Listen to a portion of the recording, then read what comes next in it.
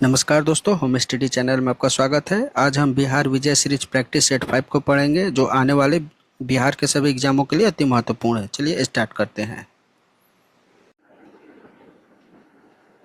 भारतीय स्वतंत्रता संग्राम के बारे में निम्नलिखित में से कौन सा कथन सही नहीं है?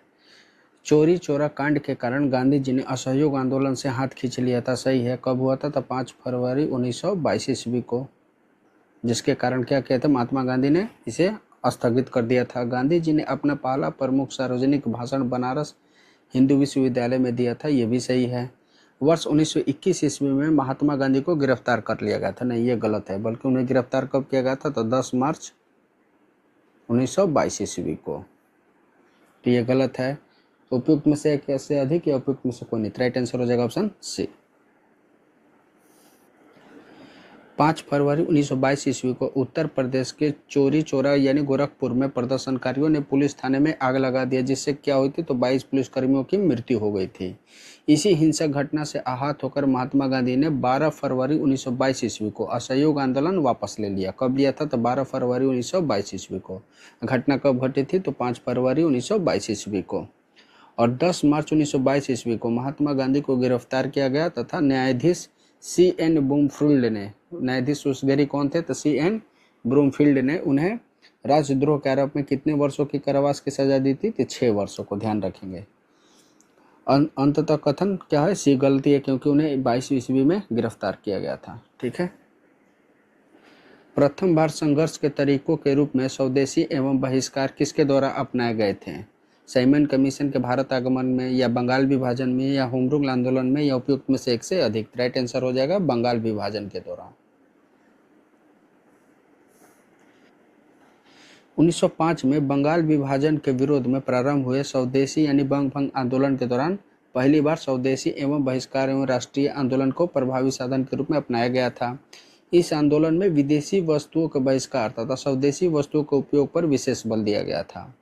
20 जुलाई 1905 ईस्वी को लॉर्ड कर्जनर ने बंगाल विभाजन की घोषणा की थी। बंगाल विभाजन की घोषणा किसने की थी? तो लॉर्ड कर्जनर ने। उस समय गवर्नर जनरल थे। और कब की थी? तो 20 जुलाई 1905 ईस्वी को। ध्यान रखेंगे। 16 अक्टूबर 1905 ईस्वी से प्रभावी हुआ। प्रभावी कब हुआ था? तो 16 अक्टूबर 1905 ईस्वी को। ध्यान रखेंगे, दोनों इम्पोर्टेंट है। 1906 में आयोजित भारतीय राष्ट्रीय कांग्रेस के कलकत्ता अधिवेशन में भारत के लिए स्वराज का झंडा किसके द्वारा फहराया गया था? A.O. ह्यूम के द्वारा, दादा भाई नौरोजी के द्वारा, या जी के गोपाल कृष्ण गोखले के द्वारा। इनमें से कोई नहीं है, एक से अधिक। राइट आंसर हो जाएगा दादा भाई नौरोजी के द्वारा। दादा भाई नौरोजी ने 1906 के कलकत्ता अधिवेशन की अध्यक्षता किए थे, और इसी में क्या किया गया था? तो स्वराज को अपनाया गया था। ध्यान रखेंगे। 1906 में आयोजित कलकत्ता अधिवेशन में अध्यक्षता दादा भाई नौरोजी ने की थी, और इसी अधिवेशन में उन्होंने पहली बार भारतीयों के लिए स्वराज को कांग्रेस के लक्ष्य के रूप में घोषित किया था। और स्वराज का क्या किया था? तो झंडा लहराया गया था। 1892 ईस्वी में दादा भाई नौरोजी ब्रिटिश संसद यानी हाउस ऑफ कॉमन्स के लिए निर्वाचित होने वाले प्रथम भारतीय बने। और किस पार्टी से निर्वाचित हुए थे? तो लिबरल पार्टी से। ध्यान रखेंगे। दादा भाई नौरोजी ने रस्त गोफ्तार गुजराती समाचार पत्र का संपादन किया, और अपनी प्रसिद्ध ड्रेन थ्योरी यानी धन निकासी सिद्धांत के माध्यम से भारत के आर्थिक शोषण को उजागर भी किया था। इनके पुस्तक का नाम क्या था? रस्त गोफ्तार। किस भाषा में थी? तो गुजराती समाचार पत्र था। अब्दुल कलाम आज़ाद के द्वारा किस पत्रिका का संपादन किया गया था? द कॉमरेड, अल हिलाल, जमींदार, या उपयुक्त में से एक से अधिक। राइट आंसर हो जाएगा अल हिलाल। मौलाना अबुल कलाम आज़ाद ने 1912 ईस्वी के कलकत्ता से उर्दू साप्ताहिक अल हिलाल का प्रकाशन किया था। कहाँ से किया था? ध्यान रखेंगे। तो कलकत्ता से। कब किए थे? तो 1912 ईस्वी में।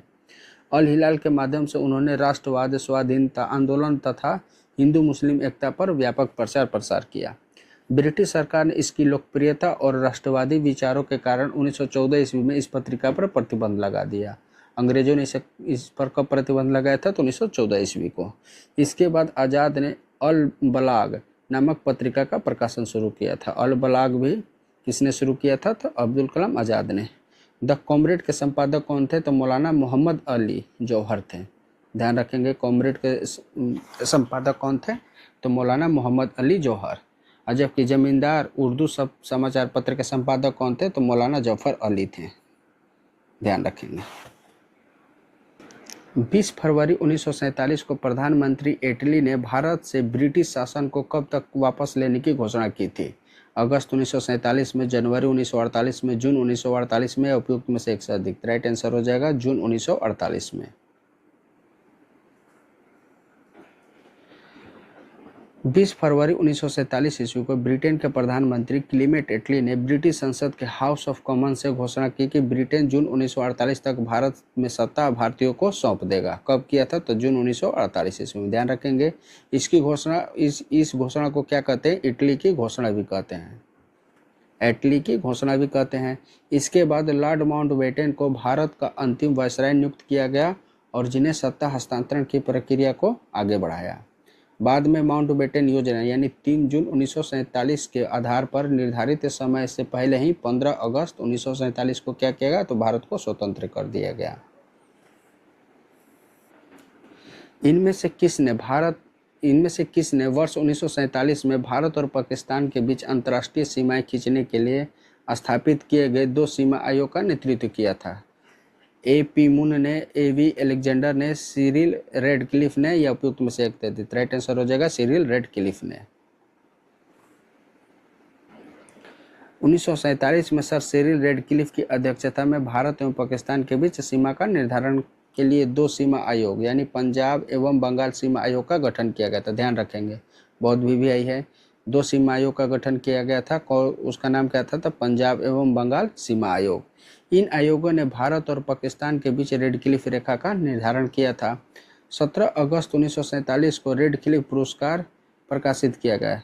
रेडक्लिफ पुरस्कार प्रकाशित किया जिसमें दोनों देशों की सीमाओं का अंतिम घोषणा की गई। किसने महलवाड़ी बंदोबस्त प्रणाली की शुरुआत की थी? लॉर्ड कॉर्नवालिस ने, होल्ट मैकेंजी ने, लॉर्ड हेस्टिंगसन ने, या उपयुक्त में से एक से अधिक। राइट आंसर हो जाएगा होल्ट मैकेंजी ने। 1822 ईस्वी में होल्ट मैकेंजी ने महलवाड़ी बंदोबस्त प्रणाली की शुरुआत की थी। ध्यान रखेंगे कब की थी? तो 1822 ईस्वी को। इस व्यवस्था में भू राजस्व का बंदोबस्त यानी पूरे गांव में महाल या उसके मुखिया जमींदार के साथ किया जाता था।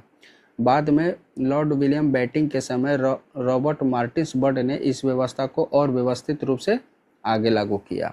यह व्यवस्था मुख्यतः उत्तरी पश्चिमी प्रांत यानी वर्तमान उत्तर प्रदेश का बड़ा भाग, पंजाब तथा मध्य भारत के कुछ क्षेत्रों में लागू किया गया था। वर्ष 1940 में विनोबा भावे ने व्यक्तिगत सत्याग्रह कहाँ से प्रारंभ किया था? खेड़ा जिले में, नाडियाद गुजरात से, पवनार महाराष्ट्र, पूनमपरा वायलार केरल से, या उपयुक्त में से एक से अधिक। राइट आंसर हो जाएगा पवनार महाराष्ट्र से। 17 अक्टूबर 1940 को आचार्य विनोबा भावे ने महाराष्ट्र के पवनार आश्रम से व्यक्तिगत सत्याग्रह की शुरुआत की थी। कब किए थे? तो 17 अक्टूबर 1940 ईस्वी को। कहाँ से किए थे? तो महाराष्ट्र के पवनार आश्रम से। महात्मा गांधी ने विनोबा भावे को प्रथम व्यक्तिगत सत्याग्रही, पंडित जवाहरलाल नेहरू को द्वितीय सत्याग्रही और ब्रह्मदत्त को तृतीय व्यक्तिगत सत्याग्रही चुना था। ध्यान रखेंगे, प्रथम व्यक्तिगत सत्याग्रही कौन थे? तो विनोबा भावे। और द्वितीय कौन थे? तो पंडित जवाहरलाल नेहरू। और तृतीय सत्याग्रही व्यक्तिगत सत्याग्रही कौन थे? तो ब्रह्मदत्त। हमेशा पूछता है, ध्यान रखेंगे। व्यक्तिगत सत्याग्रह का उद्देश्य द्वितीय विश्व युद्ध में भारत और उसकी सहमति के बिना शामिल किए जाने का शांतिपूर्ण विरोध करना था। वर्ष 1918 में मांटेग्यू सुधारों पर कांग्रेस ने एक महत्वपूर्ण रुख अपनाया, जिसके कारण पुराने उदारवादी अवशेष यानी सप्रू, जयकर और चिंतामणि टूट गए। उन्होंने गठन किया था। किसका गठन किया था? तो भारत सेवक समाज का, स्वराज पार्टी का, इंडियन नेशनल लिबरल फेडरेशन का, या उपयुक्त में से एक से अधिक। राइट आंसर हो जाएगा इंडियन नेशनल लिबरल फेडरेशन का। 1918 में मांटेग्यू चेम्सफोर्ड सुधारों पर मतभेद के कारण कांग्रेस के उदारवादी नेता अलग हो गए। तेज बहादुर सप्रू, M.R. जयकर तथा C.Y. चिंतामणि जैसे नेताओं ने 1918 में इंडियन नेशनल लिबरल फेडरेशन की स्थापना की थी। कब किए थे? तो 1918 ईस्वी में। इन नेताओं ने संवैधानिक सुधारों तथा क्रमिक राजनीतिक परिवर्तन की नीति का समर्थन किया था।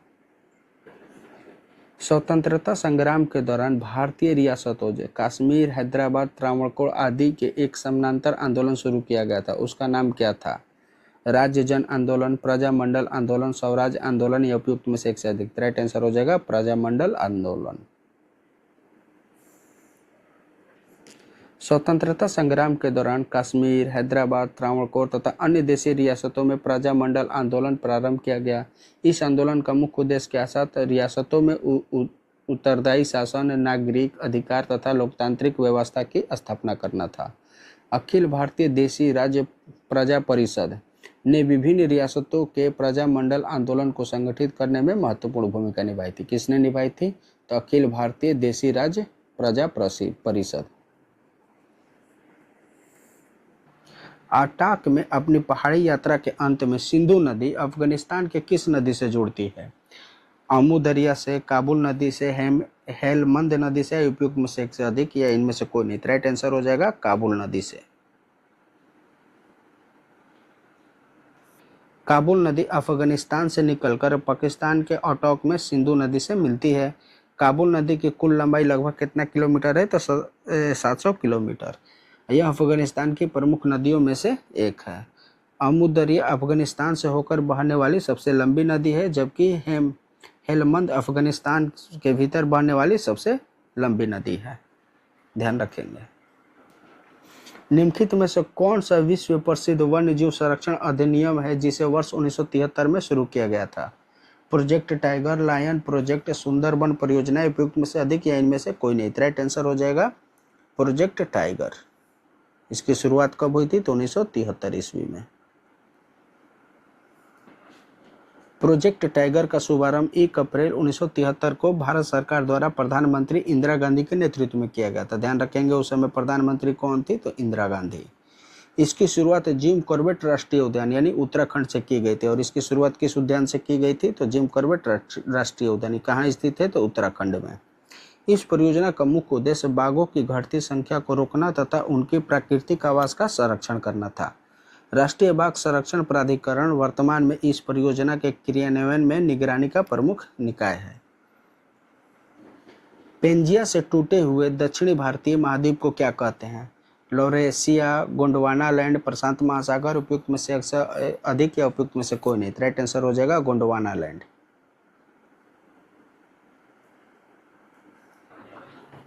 अल्फ्रेड वेगनर के महाद्वीपीय विस्थापन सिद्धांत के अनुसार प्रारंभ में समस्त स्थलखंड पेंजिया नामक एक विशाल महाद्वीप का भाग था। ध्यान रखेंगे किस महाद्वीप का भाग था? तो पेंजिया।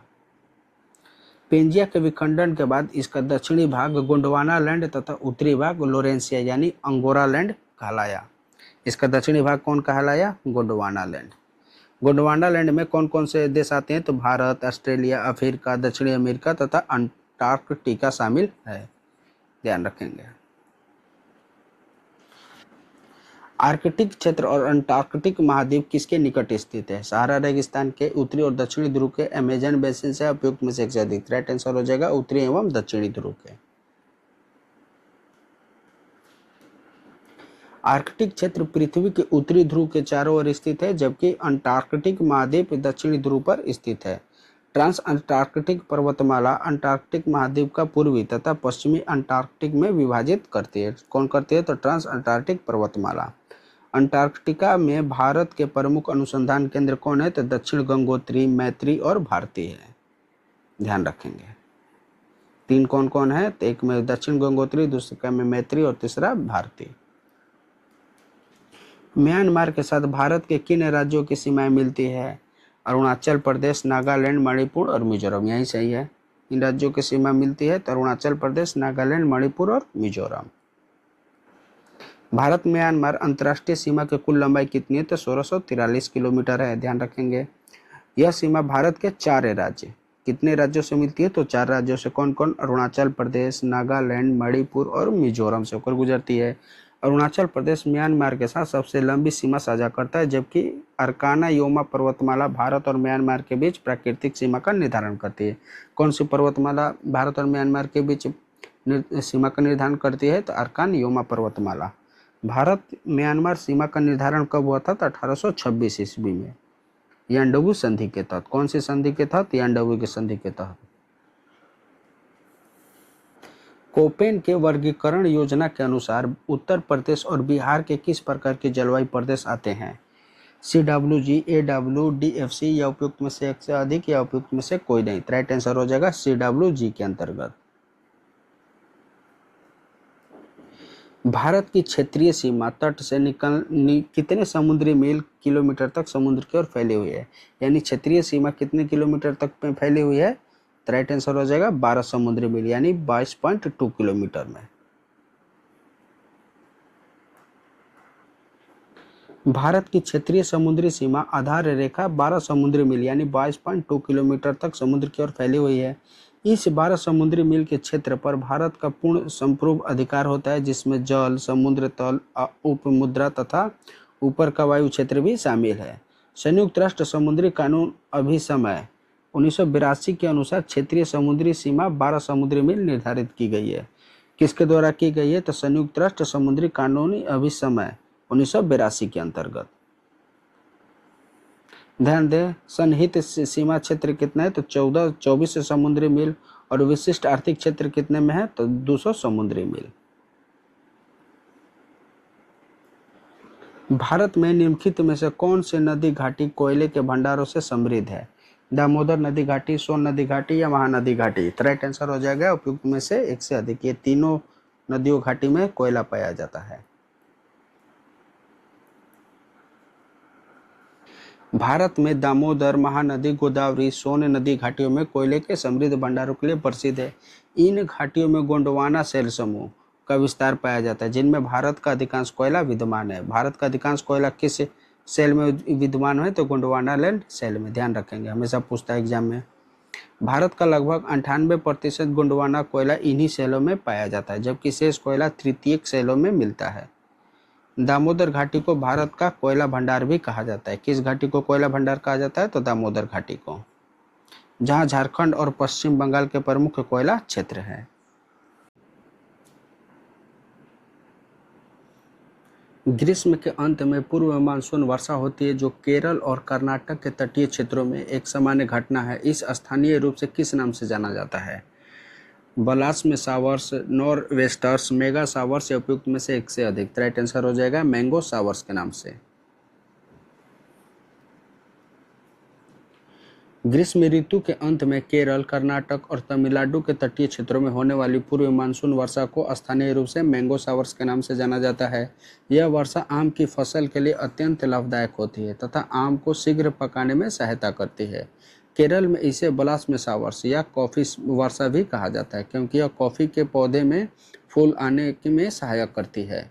नार्वेस्टर क्या होता है? तो पूर्व मानसून को तीव्र आंधी तूफान वर्षा होती है, जो मुख्यतः पश्चिम बंगाल, असम और पूर्वी भारत में होती है। ध्यान रखेंगे। किस समिति ने प्रतिस्पर्धा अधिनियम 2002 को अधिनियमित करने का सुझाव दिया था? रंगराजन समिति, SVS राघवन समिति, विजय केलकर समिति या उपयुक्त में से एक से अधिक? राइट आंसर हो जाएगा SVS राघव समिति। गरीबी रेखा का निर्धारण करने के लिए कौन सा संगठन सर्वेक्षण करता है? NSSO, नीति आयोग, RBI या उपयुक्त में से एक से अधिक? राइट आंसर हो जाएगा NSSO। राष्ट्रीय प्रतिदर्श सर्वेक्षण संगठन NSSO गरीबों की रेखा के आंकलन हेतु आवश्यक उपभोग व्यय संबंधित सर्वेक्षण करता है। NSSO की स्थापना कब हुई थी? तो सन 1950 ईस्वी में। वर्तमान में यह राष्ट्रीय सांख्यिकी कार्यालय यानी NSO का हिस्सा है। इस संगठन का सामाजिक, आर्थिक, रोजगार, उपभोग, स्वास्थ्य एवं अन्य राष्ट्रीय स्तर के सर्वेक्षण आयोजित करता है। गरीबी रेखा का निर्धारण NSSO या NSO के सर्वेक्षण से प्राप्त आंकड़ों के आधार पर भारत सरकार योजना आयोग, वर्तमान में नीति आयोग द्वारा की जाती है। किसके द्वारा की जाती है? तो नीति आयोग द्वारा। किस बजट में वित्त मंत्री ने उदारीकृत विनिमय दर प्रबंधन प्रणाली की घोषणा की थी? Union budget 91-92, union budget 1992-93, union budget 1993-94 या उपयुक्त में से एक से अधिक या इनमें से कोई नहीं? राइट आंसर हो जाएगा यूनियन बजट 1992-93 के अनुसार। तत्कालीन वित्त मंत्री उस घड़ी कौन थे? तो डॉक्टर मनमोहन सिंह ने यूनियन बजट 1992-93 उदारीकृत विनिमय दर प्रबंधन प्रणाली की घोषणा की थी। इस प्रणाली के माध्यम से भारतीय रुपये की आंशिक परिवर्तनीयता की शुरुआत की गई थी। इसका मुख्य उद्देश्य क्या था? तो विदेशी मुद्रा विनिमय प्रणाली को उदार बनाना और विदेशी मुद्रा संकट से उबारना तथा विनिमय दर को अधिक बाजार आधारित बनाना था। इस प्रणाली को दोहरी विनिमय दर लागू की गई थी। बाद में 1993 में इसे समाप्त कर एकीकृत बाजार आधारित विनिमय दर प्रणाली लागू की गई थी। ध्यान रखें, शुरू दोहरी चालू की गई थी, लेकिन बाद में 1993 में इसे समाप्त किया गया और क्या किया गया? तो एकीकृत बाजार अधिनियमित विनिमय दर प्रणाली लागू की गई। ध्वनि की तीक्ष्णता किसके द्वारा निर्धारित की जाती है? ध्वनि की आयाम, ध्वनि की तरंग दैर्ध्य, ध्वनि का वेग, उपयुक्त में से एक से अधिक या उपयुक्त में से कोई नहीं। राइट आंसर हो जाएगा ध्वनि के तरंग दैर्ध्य द्वारा।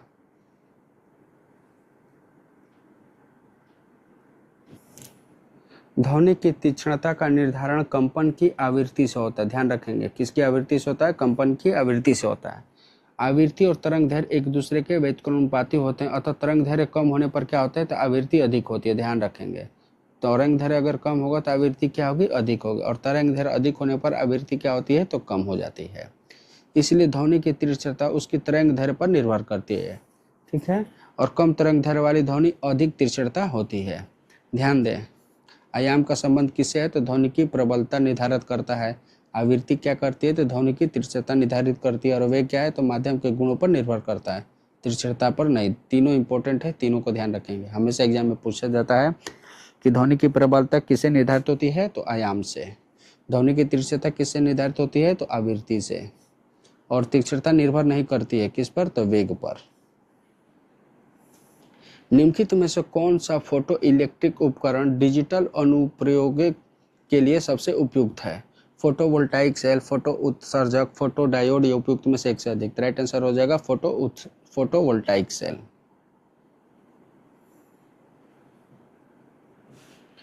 फोटोवोल्टाइक सेल डिजिटल अनुप्रयोगों के लिए उपयुक्त फोटो इलेक्ट्रिक उपकरण माना जाता है। यह सौर ऊर्जा यानी प्रकाश ऊर्जा को सीधे विद्युत ऊर्जा में परिवर्तन करता है। फोटोवोल्टाइक सेल का उपयोग सोलर पैनल, कैलकुलेटर, सौर लैंप, उपग्रह तथा अन्य इलेक्ट्रॉनिक उपकरणों में किया जाता है। इसे कई फोटोवोल्टाइक सेल को जोड़कर सोलर मॉड्यूल के रूप में भी उपयोग किया जाता है। बॉल बेयरिंग का उपयोग स्थैतिज घर्षण को निम्नलिखित में से किसमें परिवर्तन करने के लिए किया जाता है? कर्षण, सर्पी घर्षण, रोलिंग घर्षण या उपयुक्त में से एक से अधिक या उपयुक्त में से कोई नहीं। राइट आंसर हो जाएगा रोलिंग घर्षण। बॉल बेयरिंग का उपयोग सर्पी घर्षण को रोलिंग घर्षण में परिवर्तन करने के लिए किया जाता है। ध्यान रखेंगे, बॉल बेयरिंग का उपयोग किसके लिए किया जाता है? तो सर्पी घर्षण को रोलिंग घर्षण में परिवर्तन करने के लिए। इसकी संरचना में दो धातु के छल्लों के बीच छोटी छोटी इस्पात की गेंदें लगी होती है। गेंदों को घुमाने से क्या होता है? तो घर्षण कम हो जाती है, जिससे मशीनों के भाग आसानी से घूमते हैं तथा ऊर्जा की हानि कम होती है। बॉल बेयरिंग का उपयोग साइकिल, मोटर, पंखा, वाहन, मशीनों तथा औद्योगिक उपकरणों के व्यापक रूप से भी किया जाता है। निम्नलिखित में से कौन सा एक रेडियोधर्मी तत्व द्वारा उत्सर्जित धनात्मक रूप से आवेशित कण है? बीटा किरण, अल्फा किरण, कैथोड किरण या उपयुक्त में से एक से अधिक। राइट आंसर हो जाएगा अल्फा किरण। अल्फा किरण रेडियोधर्मी तत्वों द्वारा उत्सर्जित धनात्मक यानी +2 आवेशित कण होती है। अल्फा कण वास्तव में हीलियम यानी He+2 के नाभिक होते हैं, जिसमें 2 प्रोटॉन और 2 न्यूट्रॉन होते हैं। ध्यान रखेंगे, अल्फा कण में कितने प्रोटॉन और कितने न्यूट्रॉन होते हैं हमेशा पूछता है, तो 2 प्रोटॉन और 2 न्यूट्रॉन होते हैं। इनकी खोज किसने की थी? तो अर्नेस्ट रदरफोर्ड ने की थी, और इनका उत्सर्जन अस्थिर परमाणु नाभिक के रेडियोधर्मी क्षयों के दौरान होता है। इसका उत्सर्जन कैसे होता है? तो अस्थिर परमाणु के नाभिक के रेडियोधर्मी क्षय से। अल्फा किरणों की भेदन क्षमता कम होती है, लेकिन आयनीकरण क्षमता क्या होती है? तो सबसे अधिक होती है। ये भी इंपॉर्टेंट है, ध्यान रखेंगे। इसकी भेदन क्षमता क्या होती है? तो कम होती है, और आयनीकरण क्षमता क्या होती है? तो सबसे अधिक होती है। केंद्राभिमुख बल किसके लिए जिम्मेदार है? वस्तु को वृत्ताकार पथ पर गतिमान रखना, वस्तु को सीधी रेखा के साथ उड़ाना, अंतरिक्ष में वस्तु की स्वतंत्र गति या उपयुक्त में से एक से अधिक। राइट आंसर हो जाएगा वस्तु को वृत्ताकार पथ पर गतिमान रखना। जब कोई वस्तु वृत्ताकार मार्ग पर गति करती है तो इसके केंद्र की ओर कार्य करने वाले बल को केंद्राभिमुख बल कहते हैं। यह बल वस्तु की दिशा लगातार बदलकर उसे वृत्ताकार पथ पर बनाए रखती है। केंद्राभिमुख बल न होने से वस्तु क्या हो? तो जड़त्व के कारण स्पर्शरेखीय दिशा में सीधा रेखा में चल पड़ेगी। एसिटिक अम्ल की गंध किसके समान होती है? टमाटर, मिट्टी का तेल, सिरका, उपयुक्त में से एक से अधिक या उपयुक्त में से कोई नहीं। राइट आंसर हो जाएगा सिरका के समान। एसिटिक अम्ल की गंध सिरके के समान होती है। यह रंगहीन, तीखी गंध और खट्टे स्वाद वाली कार्बनिक अम्ल है, जिससे एथेनोइक अम्ल भी कहा जाता है। ध्यान रखेंगे, इसे एथेनोइक अम्ल भी कहा जाता है। सामान्यतः सिरके में लगभग 4 से 8% एसिटिक अम्ल होता है, जिसके कारण इसमें विशिष्ट तीखी गंध और खट्टा स्वाद होता है। एसिटिक अम्ल का उपयोग क्या किया जाता है? सिरका बनाने में, खाद्य संरक्षण में, रसायनों के निर्माण में तथा वस्त्र एवं औषधि के उद्योगों में भी किया जाता है। मेथनॉल के कार्बोनिलीकरण द्वारा औद्योगिक स्तर पर एसिटिक अम्ल का निर्माण किया जाता है। अगर आप इसकी पीडीएफ प्राप्त करना चाहते हैं तो हमारे टेलीग्राम चैनल से जुड़कर बिल्कुल फ्री में इसकी पीडीएफ प्राप्त कर सकते हैं। चलिए आगे देखते हैं। किसमें परिवर्तन के कारण रंध्र खुलते या बंद होते हैं? कोशिकाओं की प्रोटीन संरचना से, कोशिकाओं में पानी की मात्रा से, कोशिकाओं में न्यूक्लियस की स्थिति से, उपयुक्त में से एक से अधिक। राइट आंसर हो जाएगा कोशिकाओं में पानी की मात्रा से। रंध्रों के खुलने एवं बंद होने का मुख्य कारण क्या है? तो रक्षक कोशिकाओं में जल की मात्रा में परिवर्तन होता है। जब रक्षक कोशिकाओं में जल की मात्रा बढ़ती है तो उनका स्फीति दाब बढ़ जाती है और रंध्र खुल जाते हैं। और जब रक्षक कोशिकाओं में जल बाहर निकल जाता है तो उनका दाब कम हो जाता है और रंध्र क्या होते हैं? तो बंद हो जाते हैं। यानी रंध्रों का खुलना बोलना किस पर निर्भर करता है? तो जल की मात्रा पर। रंध्रों के माध्यम से वाष्पोत्सर्जन, गैसों का आदान प्रदान तथा प्रकाश संश्लेषण के लिए कार्बन डाइऑक्साइड का प्रवेश होता है। क्लोरोफिल सूर्य के प्रकाश के खाली स्थान तरंगधर को अवशोषित करता है। हरे एवं नीले, हरे एवं लाल, लाल एवं नीले या उपयुक्त में से एक से अधिक। राइट आंसर हो जाएगा लाल एवं नीले। क्लोरोफिल दृश्य प्रकाश स्पेक्ट्रम के नीले तथा लाल रंग की तरंगधर पर सर्वाधिक अवशोषित करता है।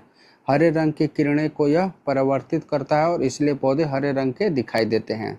प्रकाश संश्लेषण की प्रक्रिया में लाल एवं नीले किरण सबसे अधिक प्रभावी होते हैं। ध्यान रखेंगे कौन से किरण? तो लाल एवं नीले किरण। क्लोरोफिल क्या करता है? तो क्लोरोफिल मुख्यतः पौधे में हरित लवकों में पाया जाता है और सूर्य के प्रकाश की ऊर्जा को क्या करता है? तो रासायनिक ऊर्जा में परिवर्तन करने में सहायक होता है। कंकाल के वे हिस्से जो हड्डियों की तरह सख्त नहीं होते हैं और जो मोड़े जा सकते हैं वे होते हैं क्या? कार्पस, कार्टिलेज, वर्टिब्रे या उपयुक्त में से एक से अधिक। राइट आंसर हो जाएगा कार्टिलेज यानी उपास्थि। कार्टिलेज यानी उपास्थि एक लचीला संयोजी ऊतक होता है जो हड्डियों की तुलना में कम कठोर होता है। यह कॉन्ड्रोसाइट कोशिकाओं से निर्मित होता है। ध्यान रखेंगे किस कोशिका से? तो कॉन्ड्रोसाइट कोशिका से। और जोड़ों को लचीला एवं झटकों को सहन करने में योग्य बनाता है। यह कहाँ कहाँ पाया जाता है? तो नाक, कान, श्वास नली, पसलियों के अग्रभाग तथा जोड़ों के सिरों पर उपस्थित पाई जाती है। बढ़ती आयु के साथ कुछ उपास्थि धीरे धीरे क्या होती है? तो अस्थि में परिवर्तन हो जाती है। लाइकेन में एक क्लोरोफिल युक्त पार्टनर एक साथ रहते हैं। कौन कौन रहते हैं लाइकेन में? कवक और बैक्टीरिया, शैवाल और वायरस, शैवाल और कवक या उपयुक्त में से एक से अधिक या उपयुक्त में से कोई नहीं। राइट आंसर हो जाएगा शैवाल और कवक। लाइकेन में शैवाल तथा कवक सहजीवी यानी संबंधों में एक साथ रहते हैं। शैवाल क्या करता है? तो प्रकाश संश्लेषण द्वारा भोजन बनाता है, जबकि कवक जल, खनिज, लवण तथा सुरक्षा प्रदान करता है। ध्यान रखेंगे शैवाल का काम क्या है? तो प्रकाश संश्लेषण द्वारा भोजन को तैयार करना और कवक क्या करता है? तो जल, खनिज और लवण तथा सुरक्षा प्रदान करता है। इस प्रकार दोनों जीव एक दूसरे को लाभ पहुंचाते हैं, इसलिए इसे सहजीवी उत्कृष्ट उदाहरण माना जाता है। लाइकेन वायु प्रदूषण में जैव संकेतक माने जाते हैं। ध्यान रखेंगे लाइकेन क्या है? तो वायु प्रदूषण के संकेतक भी कहते हैं, संकेतक भी होते हैं, क्योंकि ये प्रदूषित वातावरण में सामान्यतः नहीं पनपते हैं। शरीर की प्रतिरोधक क्षमता से जुड़ा सबसे महत्वपूर्ण कोशिका का प्रकार कौन सा है? प्लेटलेट, लिम्फोसाइटस, आरबीसी या उपयुक्त में से एक से अधिक। राइट आंसर हो जाएगा लिम्फोसाइटस। लिम्फोसाइट श्वेत रक्त कोशिकाओं का एक प्रमुख प्रकार है जो शरीर की प्रतिरक्षा में सबसे महत्वपूर्ण भूमिका निभाता है। यह शरीर में प्रवेश करने वाली बैक्टीरिया, वायरस तथा अन्य रोगजनकों की पहचान कर उन्हें नष्ट करता है और शरीर को संक्रमण से बचाता है। ध्यान रखेंगे बी लिम्फोसाइट की प्रतिरक्षी बनाते हैं, जबकि टी लिम्फोसाइट क्या करता है? तो संक्रमित कोशिकाओं को नष्ट करता है तथा प्रतिरक्षा प्रतिक्रिया को नियंत्रण करता है। प्लेटलेट का मुख्य कार्य है तो रक्त का थक्का जमाना तथा आरबीसी यानी लाल रक्त कणिकाओं का मुख्य कार्य ऑक्सीजन का परिवहन करना है। इसलिए प्रतिरोधक क्षमता से सबसे अधिक संबंधित कोशिकाएं लिम्फोसाइट्स होती है। असहयोग आंदोलन के दौरान किसने बिहार में किसानों की अगुवाई की? स्वामी विद्यानंद, राजकुमार शुक्ल, श्री कृष्ण सिंह। उपयुक्त में से एक से अधिक या उपयुक्त में से कोई नहीं। राइट आंसर हो जाएगा स्वामी विद्यानंद ने। असहयोग आंदोलन 1920 से 22 के दौरान स्वामी विद्यानंद ने बिहार में किसानों का नेतृत्व किया और उन्हें संगठित किया था। वे महात्मा गांधी के चंपारण से प्रेरित थे तथा किसानों के अधिकारों के लिए सक्रिय रूप से कार्य करते थे। जून 1919 में उन्होंने किसानों को दरभंगा राज्य के शोषण एवं अन्याय के विरुद्ध संगठित किया था। किसने किया था? तो ध्यान रखेंगे स्वामी विद्यानंद ने। उनके नेतृत्व में किसानों ने जमींदारी अत्याचारों के विरुद्ध संघर्ष किया, जिससे बिहार के किसान आंदोलन की नई दिशा मिली। स्वराज दल की स्थापना बिहार में किसने की थी? श्री कृष्ण सिंह, रामलाल शाह, बंकिम चंद्र मित्र। उपयुक्त में से एक से अधिक। राइट आंसर हो जाएगा श्री कृष्ण सिंह ने। बिहार में स्वराज दल की स्थापना श्री कृष्ण सिंह ने की थी। डॉक्टर श्री नारायण प्रसाद इसके प्रथम अध्यक्ष तथा अब्दुल बारी इसके प्रथम सचिव थे। ध्यान रखेंगे, डॉक्टर श्री नारायण सिंह क्या थे? तो इसके प्रथम अध्यक्ष बनाए गए थे और अब्दुल बारी क्या थे? तो इसके प्रथम सचिव बने थे। श्री कृष्ण सिंह स्वतंत्र भारत में बिहार के प्रथम मुख्यमंत्री भी रहे। राष्ट्रीय स्तर पर स्वराज पार्टी की स्थापना कब हुई थी? तो मार्च 1923 ईस्वी में हुई थी। किसने की थी? तो चित्तरंजन दास एवं पंडित मोतीलाल नेहरू ने। कहाँ की थी? तो इलाहाबाद में। इसके प्रथम अध्यक्ष कौन थे? तो चित्तरंजन दास तथा प्रथम सचिव कौन थे? तो मोतीलाल नेहरू।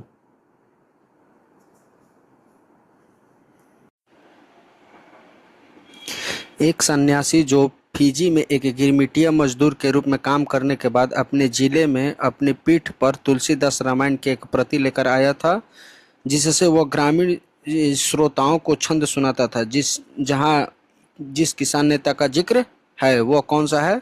तो राइट आंसर हो जाएगा बाबा रामचंद्र देव। बाबा रामचंद्र मूल नाम क्या था? श्रीधर बालवंत जाधव। फिजी में गिरमिटिया मजदूर के रूप में कार्य कर चुके थे। भारत लौटने के बाद वो अपने साथ तुलसीदास कृत रामचरित्र मानस की प्रति लाएं और ग्रामीणों को उसके दोहे और चौपाइयाँ सुनाकर किसानों को संगठित करते थे। उन्हें अवध किसान आंदोलन का नेतृत्व किया था तथा किसानों को जमींदारों के अत्याचार, बेगार, ऊंचे लगान तथा अवैध करों के विरुद्ध संगठित किया था। वर्ष 1920 में बाबा रामचंद्र ने पंडित जवाहरलाल नेहरू के सहयोग से अवध किसान सभा की स्थापना की थी। अवध किसान सभा की स्थापना किसने की थी? तो बाबा रामचंद्र ने। कब की थी? तो 1920 ईस्वी में। ध्यान रखेंगे, हमेशा पूछता है। और महत्वपूर्ण भूमिका निभाई थी, जिससे उत्तर प्रदेश के किसान आंदोलन को नई दिशा मिली। श्री कृष्ण सिंह द्वारा गठित बिहार की निर्वाचित सरकार ने फरवरी 1938 ईस्वी में किस कारण से इस्तीफा दे दिया था? भारत की आज़ादी के आंदोलन में भाग लेने के कारण, राजनीतिक कैदियों को छोड़ने के कारण, गांधी जी द्वारा ब्रिटिश के विरुद्ध सत्याग्रह आंदोलन के कारण, या उपयुक्त में से एक से अधिक। राइट आंसर हो जाएगा राजनीतिक कैदियों को छोड़ने के कारण। भारत शासन अधिनियम 1935 के अंतर्गत हुए 1937 के प्रांतीय चुनाव में बिहार में श्री कृष्ण सिंह के नेतृत्व में कांग्रेस की सरकार बनी। उस समय कांग्रेस सरकार ने राजनीतिक एवं क्रांतिकारी कैदियों को जेल में बंद रखा था। कांग्रेस सरकार ने उनकी रिहाई की मांग की थी।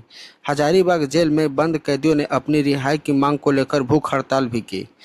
जब ब्रिटिश गवर्नर ने राजनीतिक कैदियों की रिहाई की अनुमति देने से इनकार कर दिया, तब विरोधास्वरूप फरवरी 1938 ईस्वी में श्री कृष्ण सिंह के मंत्रिमंडल ने इस्तीफा दे दिया था। कब दे दिया था? तो 1938 ईस्वी में। कुछ महत्वपूर्ण तथ्य देख लेते हैं। 1937 ईस्वी में बिहार में पहली कांग्रेस मंत्रिमंडल का गठन हुआ था। मुख्यमंत्री कौन थे? तो श्री कृष्ण सिंह। और फरवरी 1938 ईस्वी में राजनीतिक बंदियों की रिहाई के प्रश्न पर मंत्रिमंडल ने क्या किया था? तो इस्तीफा दे दिया था। बाद में राजनीतिक कैदियों की रिहाई के आश्वासन के बाद कांग्रेस मंत्रिमंडल ने पुनः कार्यभार संभाला।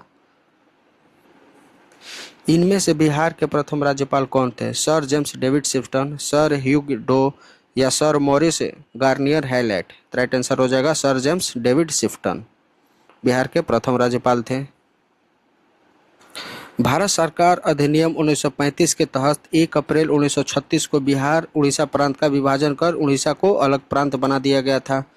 ठीक है, ध्यान रखेंगे। इसके बाद सर जेम्स डेविड शिफ्टन को बिहार का प्रथम राज्यपाल नियुक्त किया गया था। इससे पहले 22 मार्च 1912 को बंगाल से अलग कर बिहार एवं उड़ीसा नामक संयुक्त प्रांत बनाया गया था। इससे पहले क्या किया था, तो 22 मार्च 1912 ईस्वी को जब बंगाल से बिहार को अलग किया गया था तो उस समय बंगाल और उड़ीसा एक ही प्रांत में थे। 22 मार्च को बिहार दिवस भी मनाया जाता है। 15 अगस्त 1947 के बाद स्वतंत्रता भारत में जय रामदास दौलतराम बिहार के प्रथम भारतीय राज्यपाल थे। ध्यान रखेंगे, प्रथम भारतीय राज्यपाल कौन थे, तो राइट आंसर हो जाएगा जय रामदास दौलतराम। ये स्वतंत्र बिहार के प्रथम भारतीय राज्यपाल थे। 22 मार्च 1912 ईस्वी को बिहार एवं उड़ीसा संयुक्त प्रांत का गठन हुआ था।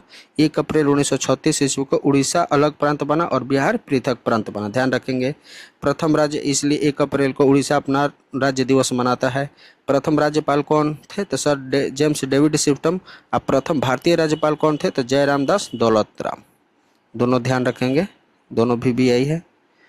और बिहार दिवस कब मनाया जाता है, तो 22 मार्च को। बिहार का सबसे पुराना गिरजाघर कौन सा है? ल्यूक चर्च, स्टीफेन चर्च, पादरी की हवेली, उपयुक्त में से एक से अधिक। राइट आंसर हो जाएगा पादरी की हवेली। पादरी की हवेली बिहार का सबसे पुराना गिरजाघर यानी चर्च है जो पटना सिटी में स्थित है। इसका निर्माण कब हुआ था, तो 1713 ईस्वी में रोमन कैथोलिक मिशनरियों द्वारा किया गया था। किसके द्वारा, तो रोमन कैथोलिक मिशनरियों के द्वारा। वर्तमान चर्च का पुनर्निर्माण एवं डिजाइन 1772 ईस्वी में इटालियन वास्तुकार टिरेट्रो द्वारा तैयार किया गया था। इसे सेंट मैरी चर्च के नाम से भी जाना जाता है। इसे सेंट मैरी चर्च के भी नाम से जाना जाता है। ध्यान रखेंगे, 1857 के प्रथम स्वतंत्रता के दौरान इस चर्च को क्षति पहुंची थी, जिसके बाद इसका पुनः जीर्णोद्धार कराया गया था। परीक्षा हेतु महत्वपूर्ण तथ्य देख लेते हैं। स्थान कहाँ है, तो पटना सिटी में। निर्माण कब हुआ था, तो 1713 ईस्वी में। दूसरा नाम क्या था, तो सेंट मैरी चर्च। वर्तमान स्वरूप फिर इसे कब बनाया गया था, तो 1772 ईस्वी में। बिहार का सबसे पुराना चर्च पादरी की हवेली। बिहार में निम्नलिखित में से किस स्थान पर पहली बार चाय बागानों की स्थापना की गई थी? ठाकुरगंज में, सुपौल में, बहादुरगंज में, या उपयुक्त में से एक से अधिक, या उपयुक्त में से कोई नहीं। राइट आंसर हो जाएगा ठाकुरगंज में। पहली बार चाय बागानों की स्थापना कहाँ की गई थी, तो ठाकुरगंज में। बिहार में पहली बार चाय बागानों की स्थापना 1992 से 93 ईस्वी में किशनगंज जिले के ठाकुरगंज में की गई थी। ध्यान रखेंगे, 1992 से 93 में कहाँ की गई थी, तो किशनगंज जिले के ठाकुरगंज में। वर्तमान में बिहार में चाय की खेती मुख्यतः सीमांचल क्षेत्रों के 4 जिले में होती है। कौन कौन से, तो किशनगंज, कटिहार, पूर्णिया और अररिया। इन 4 जिलों में चाय की खेती होती है। किशनगंज को बिहार का दार्जिलिंग भी कहा जाता है क्योंकि यह राज्य प्रमुख चाय उत्पादक जिला है। बिहार में चाय की खेती के लिए अनुकूल जलवायु, पर्याप्त वर्षा और दोमट अम्लीय मिट्टी उपलब्ध है। महत्वपूर्ण तथ्य देख लेते हैं। प्रथम चाय बागान कहाँ की थी, ठाकुरगंज किशनगंज जिले में। कब की गई थी, तो 1992 से 93 ईस्वी में। सर्वाधिक चाय उत्पादित कौन सा जिला है, तो किशनगंज है। चाय उत्पादन के प्रमुख जिले किशनगंज, कटिहार, पूर्णिया और अररिया, इन 4 जिलों में किया जाता है। ध्यान रखेंगे। और उपनाम क्या है, किशनगंज को बिहार का दार्जिलिंग भी कहा जाता है। बिहार में बहने वाली पवित्र नदी फल्गु निम्नलिखित में से किन नदियों के संगम से बनती है? लीलाजन और सोन, सोन और मोहना, मोहना और लीलाजन, या उपयुक्त में से एक से अधिक, या उपयुक्त में से कोई नहीं। राइट आंसर हो जाएगा मोहना और लीलाजन नदियों के संगम से बनती है। फल्गु नदी का उद्गम क्या है, तो झारखंड के पलामू क्षेत्र माना जाता है। ध्यान रखेंगे, इसका उद्गम क्षेत्र किसे माना जाता है, झारखंड के पलामू क्षेत्र। इसके मुख्य धारा लीलाजन यानी निरंजना है और बोधगया यानी गया बिहार में लीलाजन और मोहना नदियों के संगम से फल्गु नदी का निर्माण होता है। कहाँ पर होता है, तो बोधगया में। कौन कौन नदी के संगम से, तो लीलाजन यानी निरंजना और मोहना नदी के संगम से। फल्गु नदी आगे चलकर पुनपुन नदी में मिल जाती है। विष्णुपद मंदिर तथा पिंडदान के लिए प्रसिद्ध गया नगर फल्गु नदी के तट पर स्थित है। इसी नदी पर सबसे अधिक पिंडदान भी किया जाता है। धार्मिक मान्यता के अनुसार सीता माता के श्राप के कारण फल्गु नदी का अधिकांश प्रवाह गया क्षेत्र में भूमिगत हो गया है। परीक्षा हेतु महत्वपूर्ण तथ्य कौन है, तो निर्माण देख लेते हैं। मोहना और लीलाजन नदियों के संगम से होता है। संगम कहाँ है, तो बोधगया में होता है। मुख्य धारा क्या है, तो लीलाजन यानी निरंजना नदी। प्रमुख धार्मिक स्थल कौन है, तो विष्णुपद मंदिर यहीं स्थित है, इसी नदी के किनारे स्थित है। विशेषता क्या है, तो यहाँ पिंडदान और श्राद्ध कर्म के लिए विशेष विश्व प्रसिद्ध नदी है।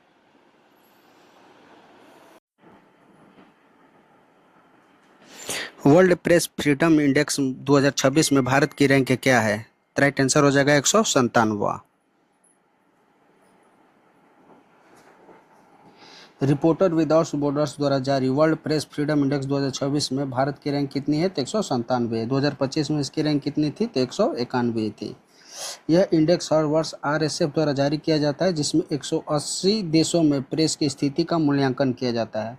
मूल्यांकन का आधार क्या है? तो मीडिया स्वतंत्रता, कानूनी ढांचा, पारदर्शिता, पत्रकारों की सुरक्षा तथा राजनीतिक एवं सामाजिक वातावरण।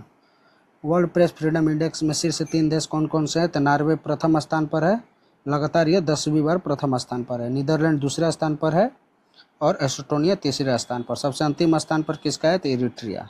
इसका स्थान क्या है? तो 180वां। और भारत की रैंक 2024 में कितनी थी? तो 159, और 2025 में 191 और 2026 में 197। वरिष्ठ कांग्रेस नेता वी.डी. सतीशन ने केरल के 13वें मुख्यमंत्री के रूप में शपथ ली। वह 2026 के केरल विधानसभा चुनाव में किस विधानसभा क्षेत्र से निर्वाचित हुए थे? तो राइट आंसर हो जाएगा परवूर से। The bench, the bar and the beyond of the lawful and the awful नामक पुस्तक के लेखक कौन है? अमित शाह, तुषार मेहता, सूर्यकांत या राहुल गांधी? तो राइट आंसर हो जाएगा तुषार मेहता। चर्चा में रहा भोजशाला का निर्माण लगभग 1034 एडी में किस शासक द्वारा करवाया गया था? राइट आंसर हो जाएगा राजा भोज के द्वारा।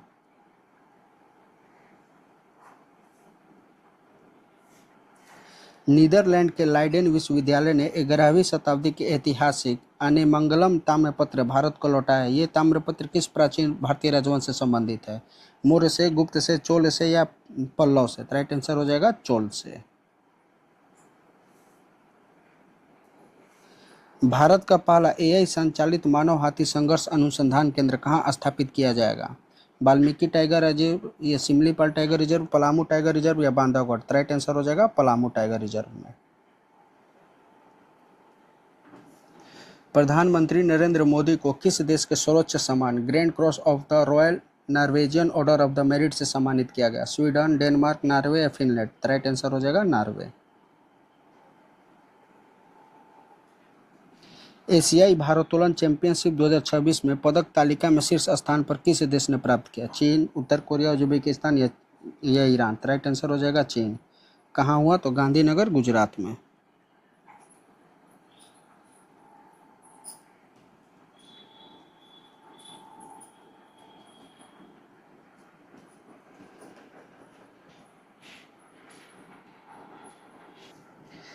बत्तीसवीं बार माउंट एवरेस्ट फतह कर विश्व रिकॉर्ड बनाने वाले एवरेस्ट मैन कौन बने हैं? तेंजिंग नॉर्वे, एडम हिलेरी, कीमा रीता शेरपा या लहाक्पा शेरपा? राइट आंसर हो जाएगा कामी रीता शेरपा।